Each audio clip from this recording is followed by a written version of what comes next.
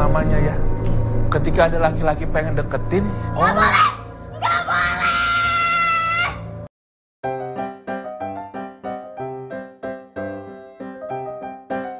Halo guys, welcome my channel. Assalamualaikum warahmatullahi wabarakatuh. Senang sekali bertemu lagi di channel Noiretbaf. By the way, aku awal 2021 tuh pernah janji ya, mau ngasih tahu kenapa aku bisa hijrah, terus prosesnya seperti apa. Prosesnya panjang dan aku sudah mendapatkan hidayah dari Allah.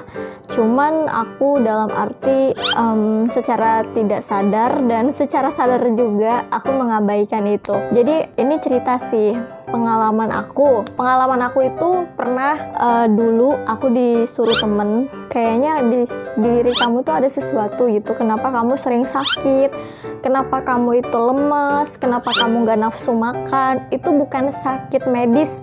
Ada sesuatu sakit yang aneh. Terus apa? Kayaknya ada gaib deh. Gaib serem juga ya gitu kan. Cuman aku diajak sama temanku, udah ruqyah aja. Siapa tahu kamu bisa apa ya, dalam arti badan kamu bisa fresh, pikiran kamu bisa tenang gitu kan. Awalnya sebelum di ruqyah itu aku nggak pernah ngerasain yang namanya kesurupan. Dari zaman sekolah aku ngelihat teman-temanku kesurupan, teriak-teriak, dan aku nggak pernah ngerasain hal itu gitu. Seumur hidup aku baru pertama kali setelah aku di ruqyah, cuman air, aku minum air putih 1 gelas, itu pun nggak semuanya.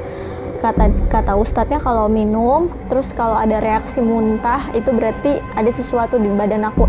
Aku minum air itu nggak sampai seperempat itu ya, cuma berapa tetes gitu. Udah gitu aku langsung pusing, aku langsung lemes dan muntah. Ketika dia bacain Al-Quran, itu ayat Al-Quran gitu kan, kayak surat-surat ayat kursi, terus surat-surat Al-Quran. Aku ngerasa di badan aku tuh ada yang ngegerakin gitu. Nah, awal dari situ dikeluarin sampai aku muntah-muntah. Itu muntahnya banyak banget, dan anehnya aku tuh baru makan nasi. Nah, berapa menit itu muntahnya tuh bukan makanan, tapi muntahnya tuh air. Muntahnya tuh bener-bener air. Kan biasanya kalau nasi belum berapa jam gitu ya, kan itu masih ada nih, masih diproses. Itu kan cuma selang waktu beberapa menit aja. Di situ aku ngerasa badan aku tuh kayak lega banget. Setelah aku muntah, aku ngerasa lega. Nah, terus beberapa hari kemudian aku kumat lagi. Kumat, aku kesurupan lagi.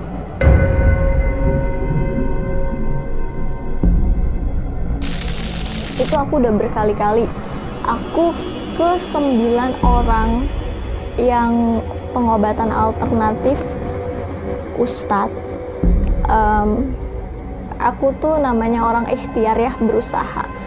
Kata tetangga coba ke ini, terus kata saudara coba ke ini. Akhirnya dicoba aja gitu sampai bener-bener sembuh. Dan bayangin dong, kayak nggak siang nggak malam itu tuh kumat gitu.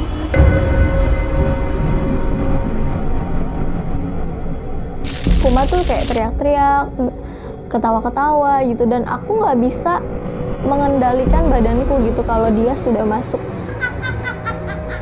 ini mamanya ya. Ketika ada laki-laki pengen deketin, Nggak boleh! Nggak boleh!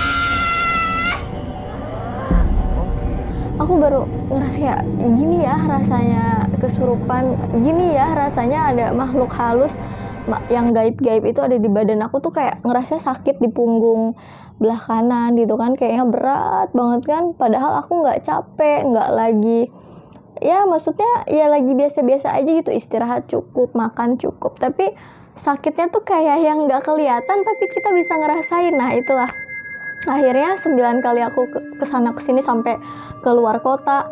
Bos aku yang di tempat kerja aku, dia ngasih tahu, coba deh kamu daftar ke Ustadz Danu. Aku nggak pernah nonton pak, ya udah coba nonton aja subuh. Dan pada saat itu aku kan orangnya ya tahu sendiri dong, dulu kan masih zaman jahiliyah. Aku pada masa itu aku kan jarang kesiangan terus kan sholat subuhnya. Terus udah gitu ya aku coba buat subuh-subuh tuh ya pakai alarm. Ustadz Danunya cuma doa gitu aja kan, kayak bukan baca-baca Al-Quran, kayak kalau ada yang kiriman, tolong sembuhkan, tolong maafkan, tolong hapus dosa dan kesalahan, cuma ngomong kayak kita ini ngomong bahasa seperti sehari-hari.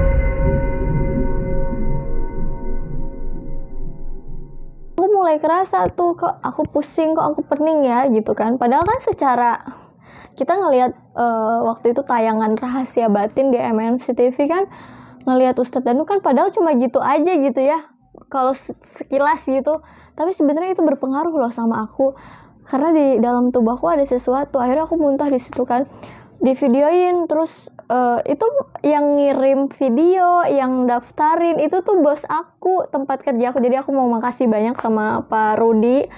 Jadi beliaulah yang pertama kali memberikan support, yaudah kamu kesini aja gitu kan, itu bagus Ustadz Danu. Nah, akhirnya selang beberapa hari tim kreatif dari MNC TV ngehubungin aku, itu Kak Putri ya dia minta alamat aku dia telepon dan segala macam, dan akhirnya dikasih jadwal buat datang ke sana. Proses syuting, sebelum syuting pun udah kerasa di situ teriak-teriak. Pas aku masuk TV, ada beberapa orang yang mikir kamu lagi acting ya, kamu pengen viral ya.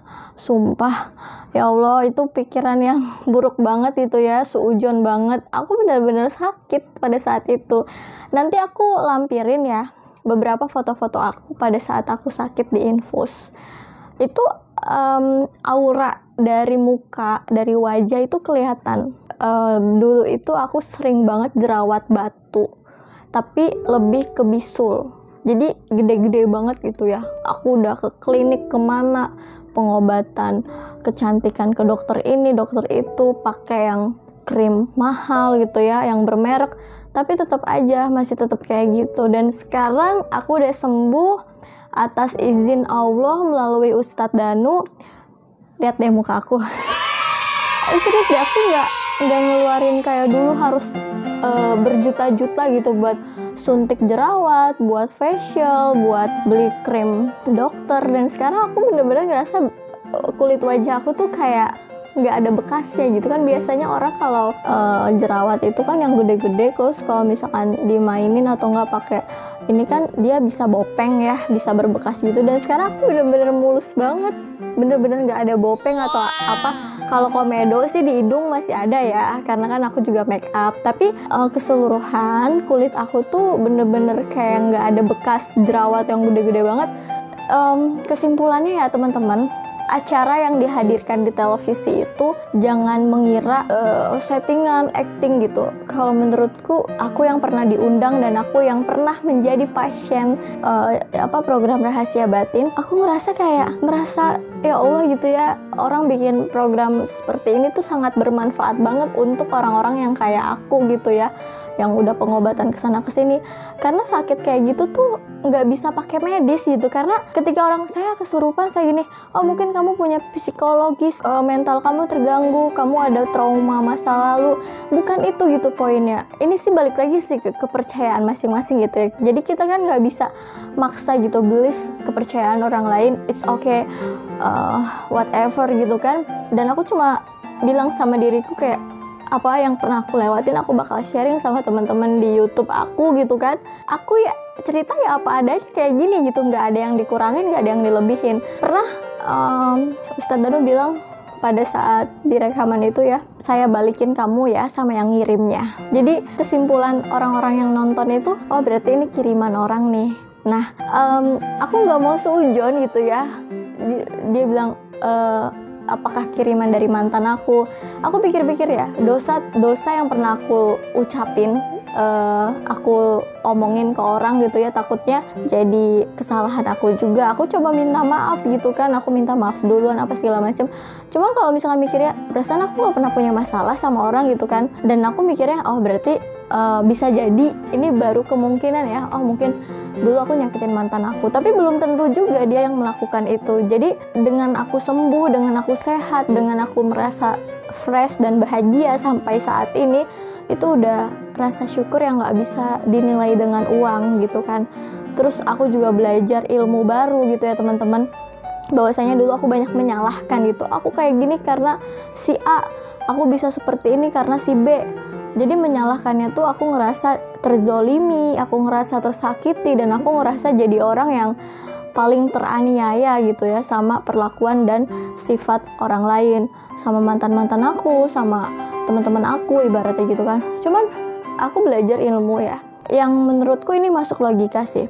Jadi gini, apa yang kamu rasa, kecewa, sakit hati, itu bukan karena orang lain gitu, tapi kamu diajarkan sama Sang Pencipta. Kamu harus melewati perjalanan dan proses ini melalui perantara orang ini.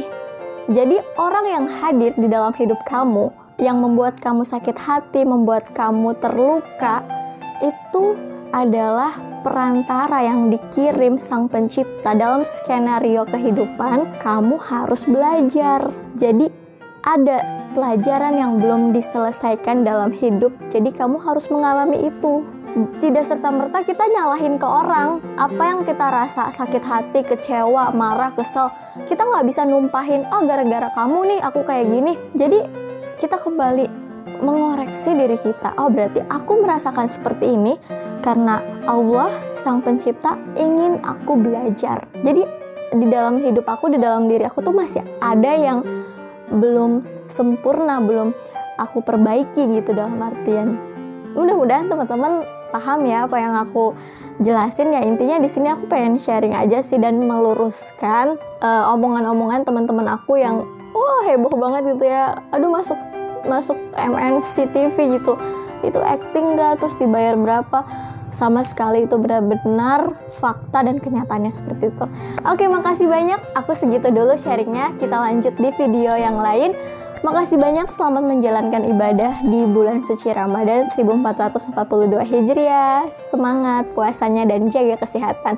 Sampai ketemu. Wassalamualaikum warahmatullahi wabarakatuh. Bye-bye.